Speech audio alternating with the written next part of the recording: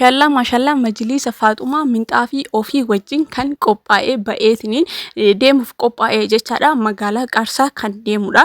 Isa hedduu bareeda ta'ee fi akkasuma mootuyyuu kan mana guutuudha jechuudha. Kana jechuun mootuyyuu meetira 12 kan ta'edha jechaadha. Hedduu guddaadha.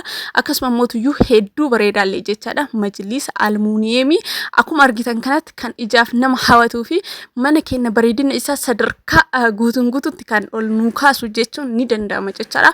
Akkasuma mootuyyuu minxaafii Turkii wajjin jechaadha. Minxaafiin kun garuu kan minxaafiin jala mana guutuu afameetiniin kan gubbaan afadhuu hedduu majlisaa qofaaf kan naa ta'uu naan jettee jennaaniniin minxaafii Turkii kanallee irratti kan biteef jechaadha. Assalaamu alaykum warahmatullaahi wabarakaatu. Jirtu amantiif kutaan osoo addan qoodiin boota jirtan mara nagaaf kabajaan kee isin bira haa ga'u isiniin jedha. Kabajamtootaa fi hordoftoota maatii kiyya viidiyoo kiyya har'allee akkuma baratame laayik godhuun seenaatiin hamma dhumaatti na wajjin turaa isiniin jedha. Majlisa kana fakkaatu kan gatiin isaa meeqa akka ta'e ammatti meeqaan akka jiruu fi haala kamiin akka hojjetame boondiidiin isaa hoo maal fakkaata isa jedhu hubachuudhaaf walumaa galattuyyuu guutuu argachuudhaaf viidiyoo keenya hamma dhumaatti ilaaluun isinirra jiraata jechaadha.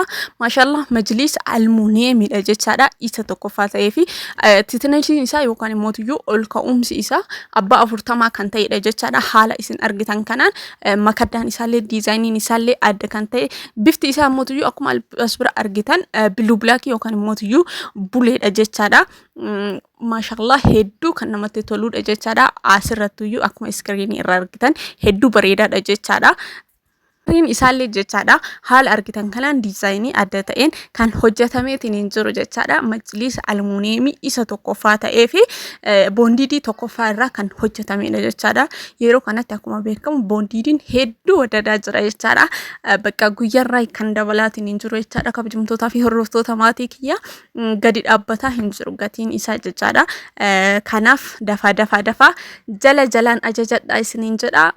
Boondiidii qofa osoo hin ta'in meeshaaleen hundunuyyuu hedduu kan dabalaatiin hin jiru jechaadha. Garuu mootuyyuu xiqqoo kan boondiidii kun adda kaawwan irraa kan xiqqoo caaludha jechaadha. Hedduu dabala hedduu widdiidha jechaadha. Boondiidiin gatiin isaallee hedduu dabalaatiin hin deemaatiin hin jira.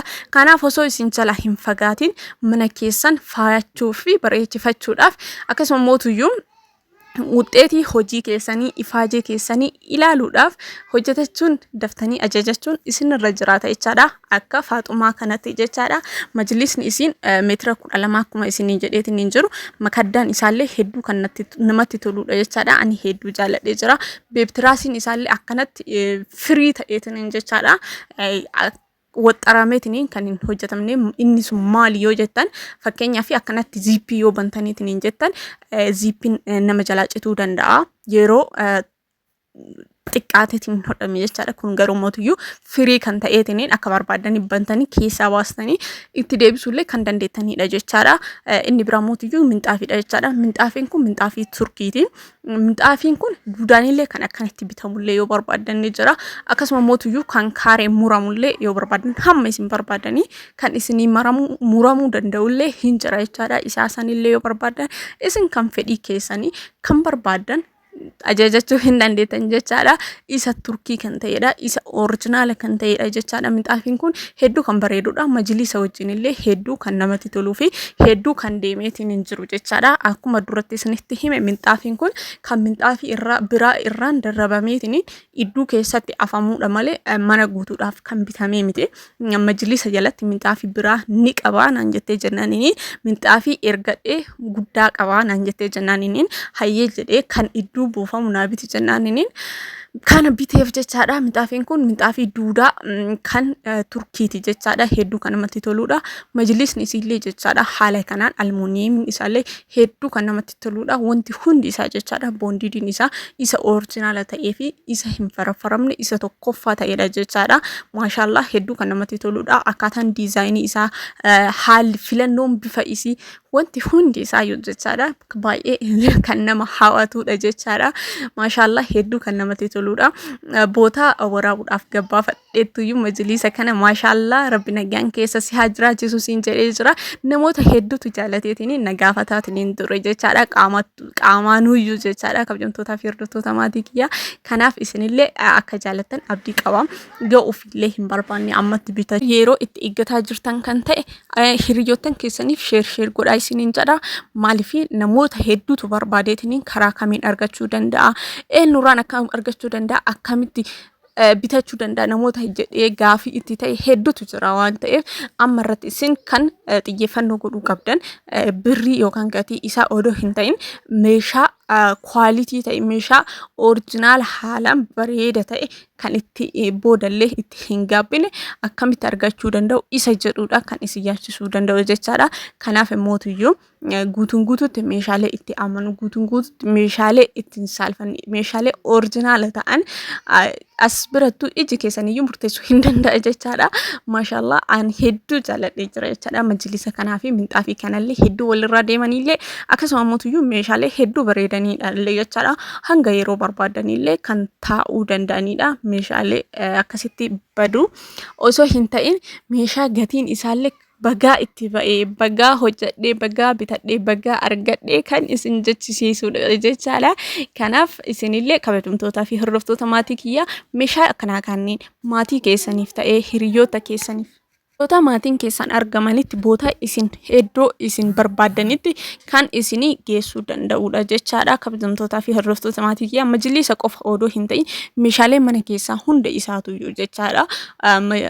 Meeshaalee farniicharaallee ta'ee akkuma argitan majlisa kanallee ta'ee majlisoota adda addaa diizaayinii adda addaatiin kan na birattillee hin argine yoo ta'eef boota barbaadan irraa kan isinitti tole iskiriinshoot godhatanii yookaan immoo footoo kaastaniitiin keessaan naa ergitaniitiin ajajachuu hin dandeettan jechaadha. Meeshaalee kamuyyuu meeshaalee mana keessaa meeshaalee kitchen kaabineetii qumsaaxinii biffee algaa wantoota garaagaraa teebilii adda addaa soofaa majlis shaklaa meeshaa biffee keessaa hunda isaatu wanta barbaadan wanta qalbii keessan keessa jiru hunda isaatuyyuu akka barbaadanitti akka ofii keessanii bitattanitti akka itti gammaddan godheetiniin isinii narraan argachuu hin dandeettan jechaadha. Kabajamtootaa fi hordoftoota maatii kiyyaa majlisni kun akkuma isiniin jedhe meetira 12 jechaadha.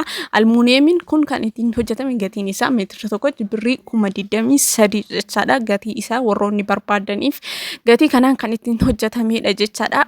Bifti isaa halluun isaallee hedduu kan namatti toludha. Carqiin inni ittiin hojjetamillee carqii hedduu oriijinaala ta'edha jechaadha. Akkasuma mootiyyuu almuuniyeemii isa tokkoffaa ta'ee isiniin jedhee jira. Ol ka'umsi isaa abbaa 40 jechaadha. Dheerinni isaa mootiyyuu yookaan mootiyyuu bal'inni isaa meetira 12 minxaafii turkii kana wajjin minxaafii hedduu namatti tolu xarziin isaatuyyuu hanga furdatu hedduu kan namatti tolu meeshaalee kunniin lachuu hedduu quality kan ta'edha jechaadha. Majlisni kun akkuma isiniin jedhe beektiraasii ofii qaba. Makaddaa haalaan bareeda ta'e ofii qaba. Diizaayinii addaatiin kan hojjetame akkasuma mootiyyuu teebilii ofii kan qabudha jechaadha. Teebilii jalatti mootiyyuu teebiliidhaan afurii tokko mootiyyuu idduudha kan qabudha. Beektiraasii qaba. Waa hunda ulaagaalee ofii hunda guuttateetiniin wantoota akkanaa kanneen yoo barbaadan keessan dubbisaa isiniin jedha. Horaa bulaa.